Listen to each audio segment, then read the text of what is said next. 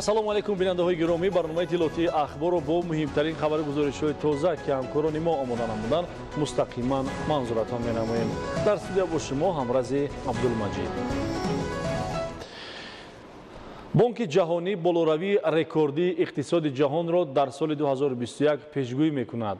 бонки умумии ҷаҳонӣ дар радифи назари манфӣ ба дурнамои иқтисодиёти ҷаҳон рушди иқтисоди миллии Тоҷикистонро нек арзёбӣ кард. дар байни кишварҳои иттиҳоди давлатҳои мустақил болоравӣ аз ҳама зиёди иқтисод дар Тоҷикистон дар назар дошта шудааст. маҷмӯи муҳассилоти дохилии Тоҷикистон дар соли 2021 мувофиқи таҳлили коршиносони бонки ҷаҳонӣ 5.3%-ро ташкил медиҳад. шарҳи мухтасари вазъи иқтисод дар Тоҷикистону олам ва дигар нишондиҳандаҳои ҳисобӣ дар таҳияи Фахриддини Муҳаммад Юсуф пешниҳод мегардад. баҳогузории мусбат ба дурнамои иқтисодиёти Тоҷикистон ин худ аллакай фоли нек аст. пешгӯии оянда ва таъмини рушди босубот дар иқтисоди миллӣ нахуст самараи заҳмат ва пешбинии таҳдидҳои эҳтимолии буҳрони иқтисодӣ буд ки бо тарҳрезии хоса таҳияи стратегияи хоси иқтисодӣ амалӣ гардид. ин аст ки аз рӯи нишондод ва омӯзиши бонки умумии ҷаҳонӣ рушди иқтисодиёти Тоҷикистон дар соли 2021 то ба 5.3% афзоиш хоҳад ёфт. чунин раванди устувор идома ёфта. тахмин аст ки дар соли 2021 иқтисоди Тоҷикистон боз ба сатҳи асосии болоравии иқтисоди ҷаҳонӣ яъне 5.6% ки болотарин нишондод давоми 80 соли охир дониста мешавад баробар гардад. айни ҳол дар байни кишварҳои иттиҳоди давлатҳои мустақил болоравӣ аз ҳама зиёди иқтисод дар Тоҷикистон дар назар дошта шудааст. маҷмӯи маҳсулоти дохилии Тоҷикистон дар соли 2021 мувофиқи таҳлили пешакии коршиносони бонки ҷаҳонӣ 5.3%-ро ташкил медиҳад. сурати рушди иқтисоди ҷумҳурии Тоҷикистон дар минтақа ва дар байни давлатҳои иттиҳоди давлатҳои муштаракулманофеъ мавқеи аввалро ишғол мекунад. аз рӯи баҳогузории коршиносони бонки умумии ҷаҳонӣ дар соли 2021 сурати рушди иқтисодиёти ҷумҳурии Тоҷикистон ба 5.3% баробар аст ва қобили таъкид аст ки на танҳо барои соли 2021 балки барои соли 2022 ва 2023 низ сурати рушди иқтисодиёти миллии ҷумҳурии Тоҷикистон дар бо бузургии 5.6 то 6% пешгӯӣ карда шудааст ки ин ҳам дар минтақа ва ҳам дар байни давлатҳои собиқ шӯрои мақоми нахустин мебошад. бояд гуфт ки давоми 10 солаи охир ҷумҳурии Тоҷикистон бо тарҳрезии барномаҳои мукаммали рушд ба раванди устувори кам кардани сатҳи камбизоатӣ ва пешрафти иқтисодиёти миллӣ муваффақ гардид. масалан дар давраи аз соли 2000 то 2017 сатҳи камбизоатӣ дар муқоиса бо шумораи умумии аҳолӣ аз 83% то ба 29.5% коҳиш ёфта. сурати афзоиши иқтисоди миллӣ бо ҳисоби миёна солона 7%-ро дар бар мегирифт. стратегияи миллии рушди ҷумҳурии Тоҷикистон дар давраи то соли 2030 ба инкишоф ё худ зиёд кардани даромадҳои дохилӣ то ба 13.5% нигаронида шуда. тибқи тахмини пешакӣ сатҳи камбизоатӣ низ то соли 2030 то 2 баробар коҳиш хоҳад ёфт. ба чунин ҳадаф ҷумҳурии Тоҷикистон аз рӯи консепсияи мукаммали фаъолият ва ҳамкории густурдаи давлат бо бахши хусусӣ муваффақ хоҳад шуд. дар натиҷаи дастгирии пайвастаи давлату ҳукумат ҳоло бахши хусусӣ бо маром инкишоф ёфта имрӯз саҳми он дар маҷмӯи маҳсулоти дохилӣ беш аз 70%, дар таъмини аҳолӣ бо ҷои корӣ 68% ва даромадҳои андозӣ ба буҷети давлат 80%-ро ташкил медиҳад. дар ин радиф соли 2020 дар мамлакат 300 коргоҳ корхонаҳои нави саноатӣ бо беш аз 6500 ҷои корӣ, 157 муассисаи таҳсилоти миёнаи умумӣ ва биноҳои иловагӣ барои 63000 нафар хонанда, 108 муассисаи тиббӣ ва ба муассисоти беш аз 1.2 миллион метри мурабба манзили истиқоматӣ сохта ба истифода дода шуданд. дар ин давра зиёда аз 193000 ҷои кори доимӣ ва мавсимӣ ташкил карда шуда. даромади пулии аҳолӣ 10% афзоиш ёфт. агар дигар кишварҳои Осиёи марказиро мисол орем, ҳаҷми рушди иқтисодӣ дар соли 2016-2017 дар Қазоқистон, Қирғизистон, Туркманистон ва Узбекистон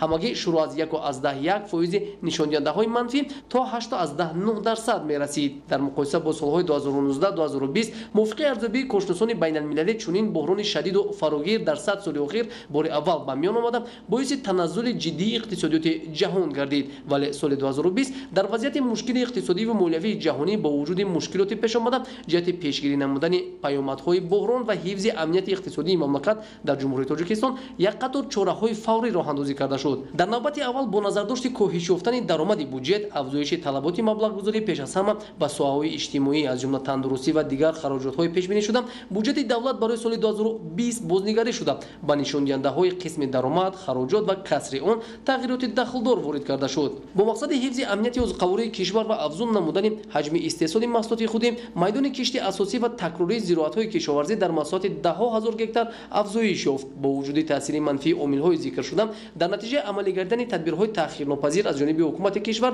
استواری نشانده‌های ماکرواقتصادی تامین شده در سمت بهتر نمودن سطح و صفت زندگی اهالی تمایل مثبت نیز نگاه داشته شد. در حساباتی که از جانب بانک عمومی جهانی انتشار کرده میشود، دولت‌ها به منطقه‌ها تقسیم کرده میشوند و در منطقه آسیای مرکزی که به طور علاوه در باب علاوه انتشار کرده میشود، تاجیکستان در موقع نخستین قرار دارد.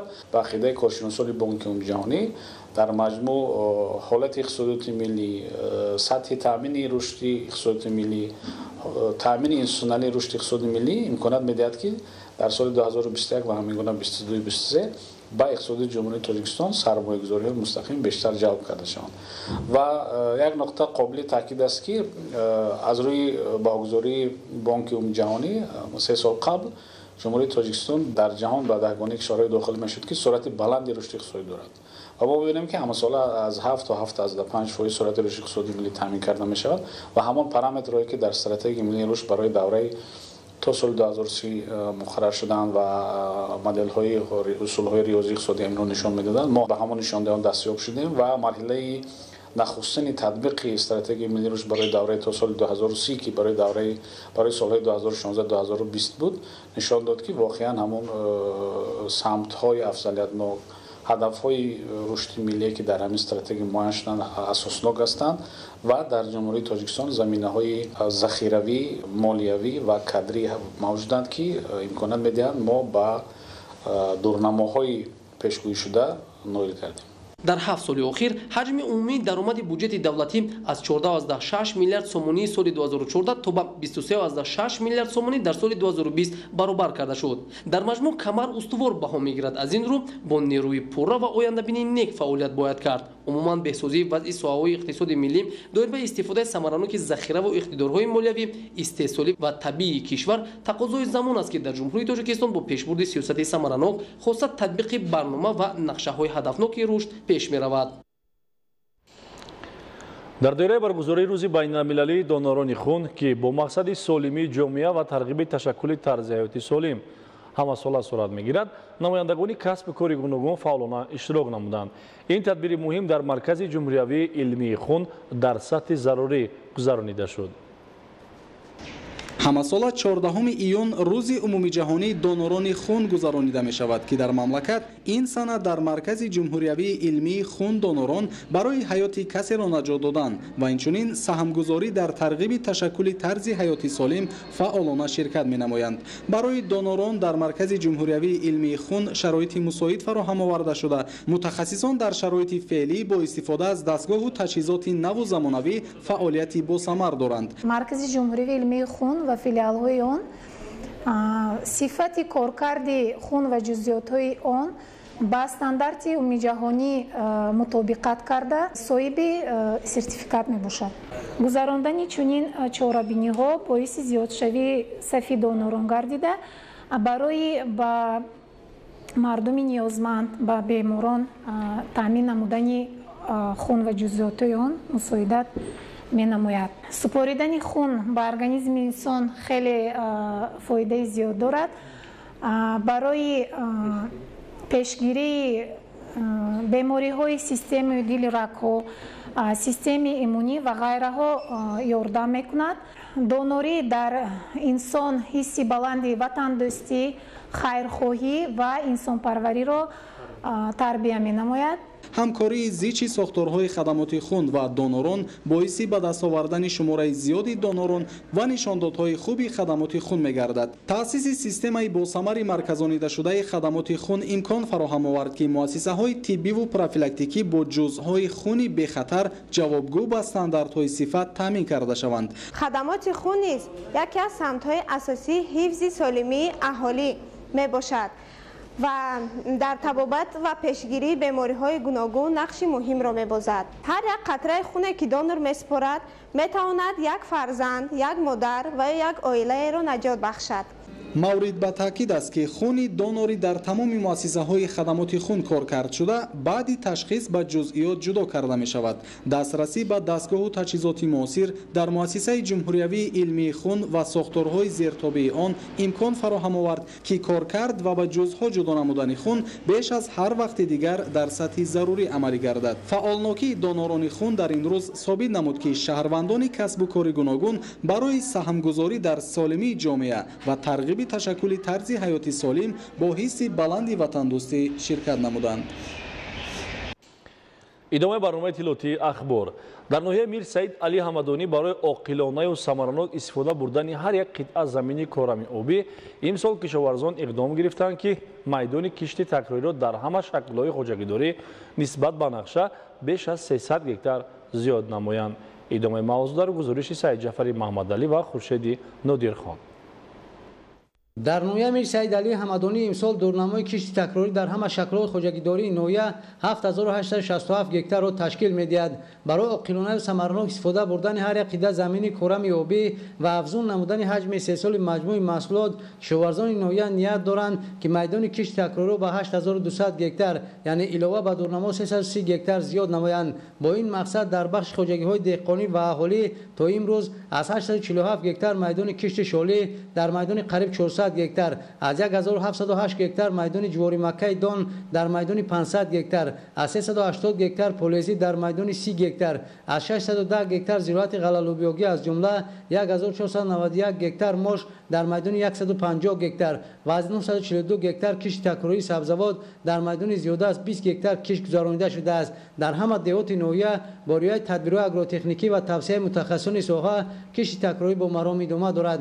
дар ҷамъияти деҳоти Панҷрӯд, Қаҳрамон ва Меҳнатободи ноҳия ки аҳли заҳмат ҳар сол ба сифати кишти такрории ҷувори маккаи дон, ғалалубёгӣ, сабзавот ва шолӣ кишт менамоянд, имсол низ кишоварзон ҳосили ба дастомадаи ғалла, пиёзу картошка ва сабзавоти барвақтиро беталаф ҷамъоварӣ карда аллакай беш аз 50% нақшаи дурнамо кишти такрориро анҷом доданд. барои дар ин мавсим мувофиқ ба талабот ба оби полезӣ таъмин намудани хоҷагиҳо, кормандони идораи давлатии беҳдошти замин ва обёрии ноҳия дар якҷоягӣ бо ассотсиатсияи истифодабарандагони оби ҷамъиятҳои деҳот нақшаи шартномаро бо хоҷагиҳо таҳия намуда дар асоси он фаъолияташонро баро монданд. ба андешаи масъулин айни замон интиқоли оби полезӣ ба ҳар як деҳот мувофиқи меъёр сурат мегирад ва деҳқонон имкон доранд ки аз кишти хушсифат ва истифодаи саривақтии об аз зироатҳои кишти такрорӣ низ ҳосили дилхоҳ ба даст оранд.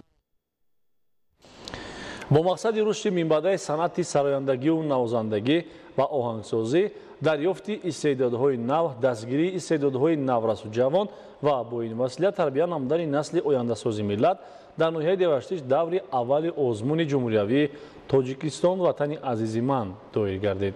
гузориши Мазбут Бобозода.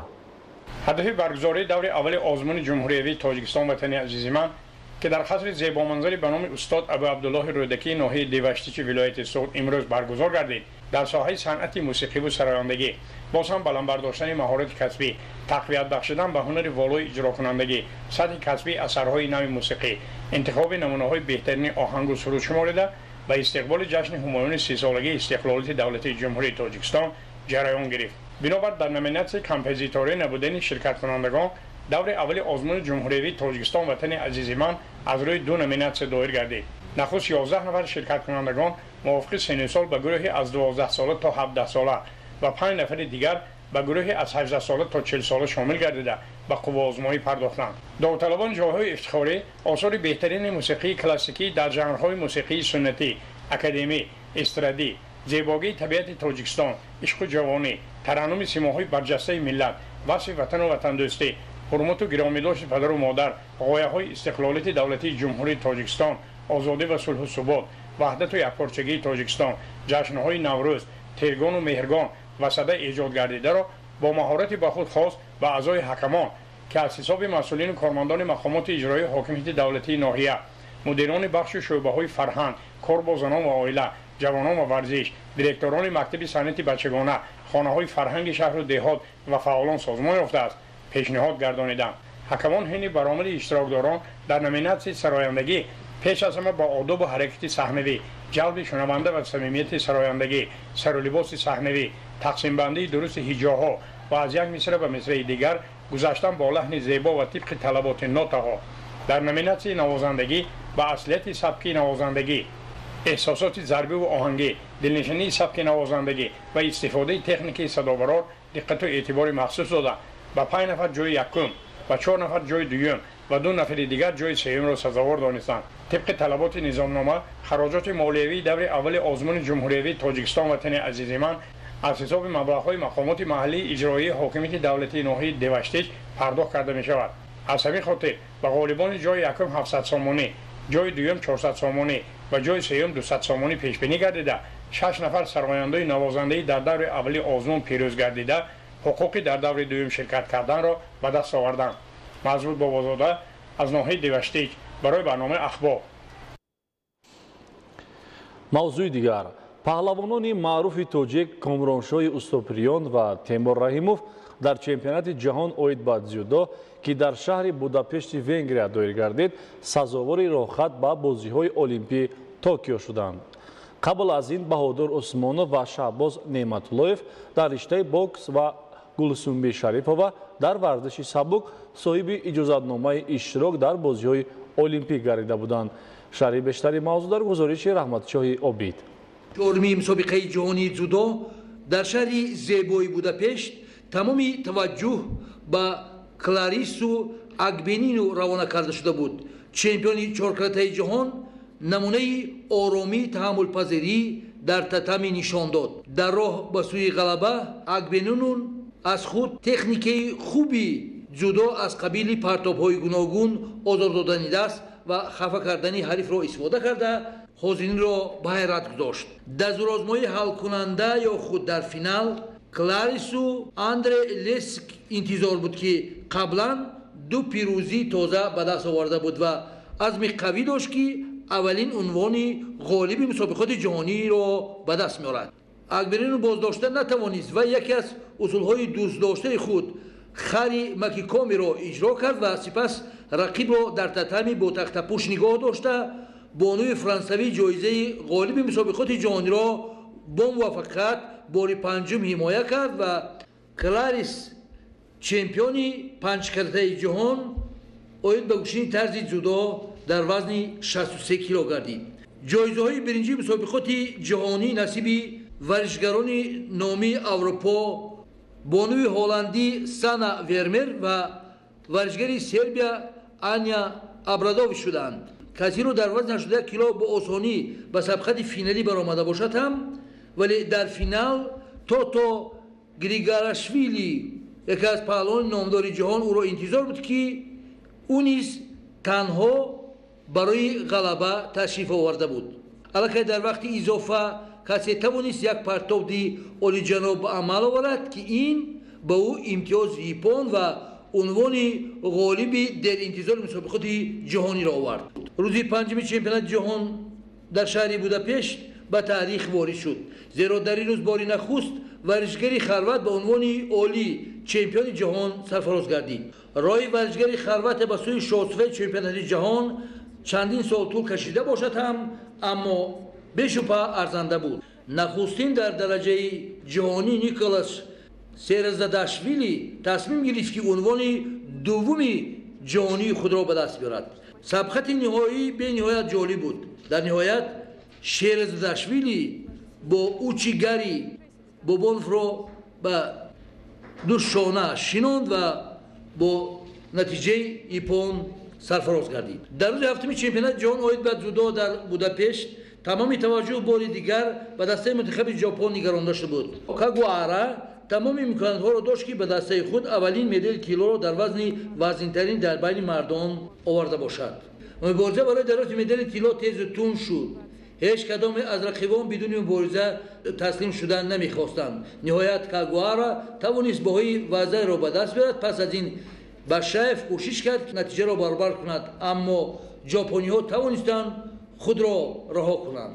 در نتیجه باشایف به گرفتن مدال نقره و کاگوارا به گرفتن مدال طلا کامیاب شدند. دسته منتخب تاجیکستان که در حیث 6 نفر اشتراک کردند و 2 نفر آنها کامرانشاه استوپریون در وزن 90 کیلو و تیمور رحیموف در وزن جمعی 100 کیلو ба гирифтани роҳхатҳои бозиҳои олимпӣ ноил гардиданд. бори дигар табрик мекунем.